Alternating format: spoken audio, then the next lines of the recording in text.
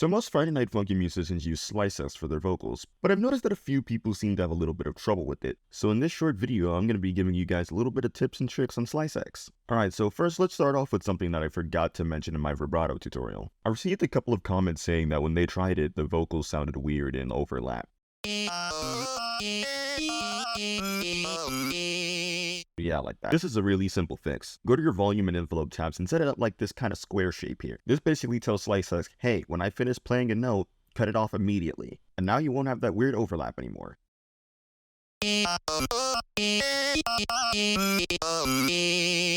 Tip number 2. A lot of people using Slicex shift their markers to the right a little bit so that they get more of an immediate start in their vowels. But if you zoom in a little bit here, you'll notice that the next note bleeds in with this section. And if you have long enough notes in your song, you'll end up hearing that bled in section.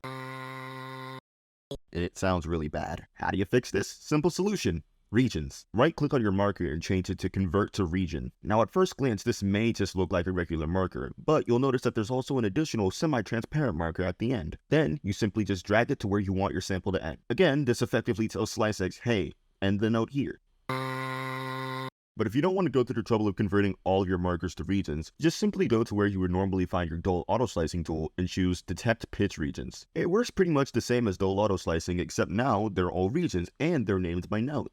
Alright, now on to the big one, because it's the whole reason I made this video. Something that I've noticed is an issue that everyone has with Slicex is that it doesn't really work well with chromatics that don't start at C. By default, Slicex starts at C regardless of what your starting note of your chromatic is. So you're making your song, you have your opponent, which I'll be using Longest Solo Ever as an example, and then you have Boyfriend. Boyfriend's chromatic starts at C, but LSE's chromatic starts at G.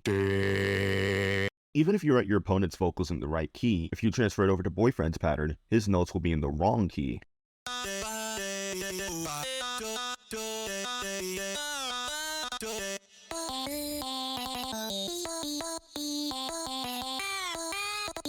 This is a big issue, especially when it comes to beta DCIU covers, because I've seen far too many where every single character was off key. Well, my bitches and bros and non-binary hoes, we finally have a solution. Regardless of whether or not you have your chromatic sliced up with markers or regions, this will work either way. Right-click on the marker, go to Trigger Note, and select whatever your chromatic starting note is, which in this case is G2. And you'll notice that the marker will immediately shift over to where that note is supposed to be. You'll have to repeat this process for all of them, which takes a long time, so I'm just going to speed through it. When you're done, you'll notice that not only will your regions and markers have the region and marker name, so region 1, region 2, region 3, whatever, but it'll also have the name of the note at the bottom. And now you'll be able to use that chromatic just like you would any other.